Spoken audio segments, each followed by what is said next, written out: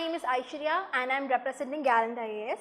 I am going to start a series of daily current affairs and I will be discussing the new current affairs which is very important for our UPSC.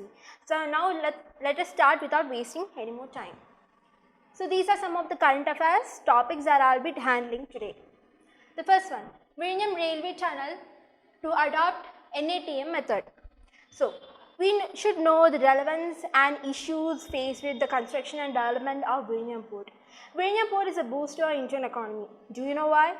Because there is a lot of traffic in the transshipment route in the Indian Ocean connecting the Pacific Ocean. We have another port systems like Colombo, Singapore and Dubai port with a lot of traffic in the transshipment routes. So with the incoming of Vizhinjam Port, it will be a boost to our Indian economy as this transshipment will pass through India. Also, the Vizhinjam Port connects roads, rails and other network throughout India, which will be a very feasible project for Indians. But there are challenges as well. The people has been protesting about our Vizhinjam Port, the fishing, affecting the fishing, the coastal erosion and so on. But a project like Vizhinjam is very important for our Indian economy right now. So how will this Vizhinjam rail tunnel pull positively for this Vizhinjam Port? So you see here, this is the Vizhinjam Port area and this is the railway tunnel that connects from Vizhinjam to the main Trivandrum line connecting at Balaramapuram. So you see, this is the new projected railway tunnel and this reduces the travel time by about 36 minutes. So you see, we can see that this is the third longest railway tunnel in India. So we should know the first and second longest railway tunnel. You see, the first longest railway tunnel is T49.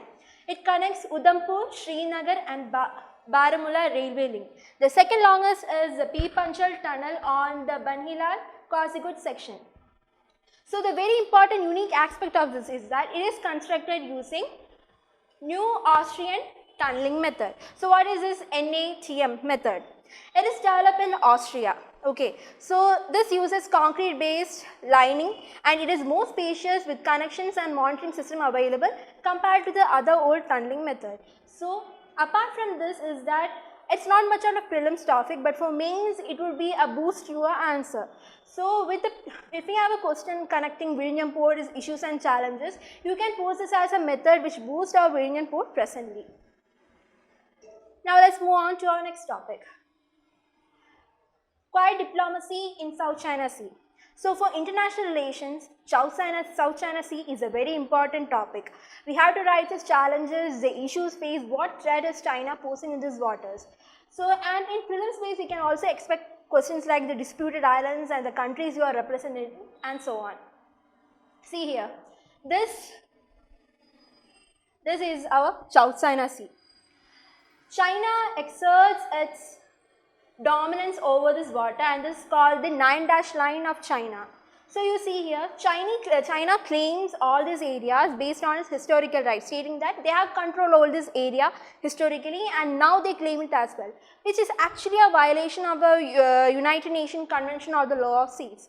So how is this certified? We can see three islands here, Paracel Islands, Scarborough Islands, Spratly Islands. The Paracel Islands are claimed not only by China but by Vietnam and Taiwan as well. The Scarborough Islands are actually claimed by China, Vietnam, Philippines and Taiwan. Samely, Spratly Islands are claimed by all, including our Brunei. So what has been China doing in South China Sea? China has been distorting the lives of other people in these countries by claiming they're disrupting the basic fishing rights, petroleum extraction, and also the free of movement of navigation over these areas.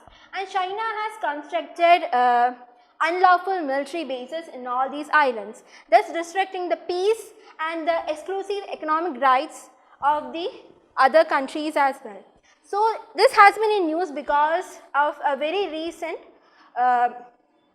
binding judgment given by Permanent Court of Arbitration favoring of Philippines. Philippines has given an arbitration against China, claiming that China is violating their rights, and the PCA has given out judgments favoring Philippines, stating that Chinese can't exert their historical rights over these waters. But there is actually a closer to it, that they haven't claimed the military construction in these islands as unlawful yet. So we can consider that some other judgments or some other frequent debates may happen on these unlawful military construction in later time. So these are something which you need to consider. This is another picture of main connecting the Spratly Islands, Paracet Island and Scarborough Islands, and you should remember these names and how each island is disputed between each country. These are something which you need to by heart or learn. Now, another prelims based issue or the thing which we have to learn is in disease category is leptospirosis. Now, this is a very misunderstood or misdiagnosed kind of bacterial infection.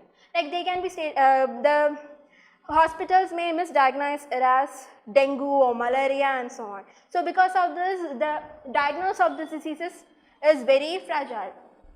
Now, this is very important for our prelims. Now, leptospirosis caused by the bacteria Leptospira. Now, this infects humans.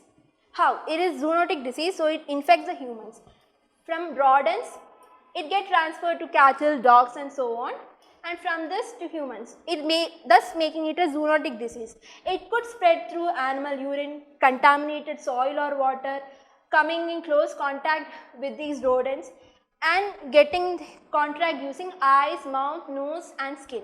Now, this kind of disease are prevalent in our tropical regions where it's very humid, it's wet and there is lot of flooding and rainfall happening. So, in a country like India, the diseases could be very important to understand how to get out of this. Now, this is mainly caused by rodents, and the first primary will be to eliminate the growing population of these rodents and also proper immunization of cattle, dogs and so on, and also taking proper vaccination against this. So, these are the main 3 topics I told you about we will be discussing today. Now, these are the other important news which we should also consider. Now, the June inflation quickens to 4.8% as the food price rises. Now, previous month the food inflation was about 3% and now it is about 4.8%. What can have caused this much increase in inflation? Mainly due to our uneven monsoon. Now, it changes month on month, so it is important you know how it changes and how it rises and it falls. How the CPI basket conceals the inflation prices. Now, presently our CPI basket has around about 400 items, and each of these items some are very old and it's not relevant right now, like we have clocks, radios, torch, DVDs and all, which doesn't pose a big relevance to our modern day right now. So, these kind of items pose a very minimal weightage, and thus these kind of items have to be revised. Now, that is stated by our CPI basket. Also, our CPI basket holds a very big percentage of amount to our food and beverages. In 1960s, comparing the food and beverages was about 61%, whereas now it has dropped to about 45%. Now, what could have caused this decrease from 61% to 45 to 46% in the present year? This is mainly because we can explain it via Angel's law. With increase in income, the demand for food and beverages has been decreasing. Like I have 10,000 with me, I would be spending about 5,000 rupees for food. So, I spend half the income on food.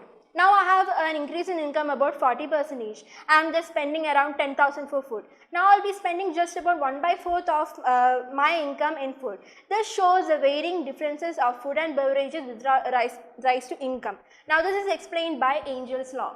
Now, that is what has been importantly discussed in the CPI basket, and there is an important initiative to reform the CPI basket. Government rejects EU Parliament move to discuss Manipur situation. Now, the Manipur situation is a very internal problem in India, and the European Union has no rights on discussing a matter of our internal issues such as Manipur. Now, the Indian government has denied these claims, but nevertheless the EU Parliament is going to discuss about it. We will get the further updates on it in the coming days. Pakistan gets IMF note for 3 billion loan on standby arrangement. We know the crisis happening in Pakistan. There is high inflation, about 25 to 29% inflation in rural and urban areas in Pakistan.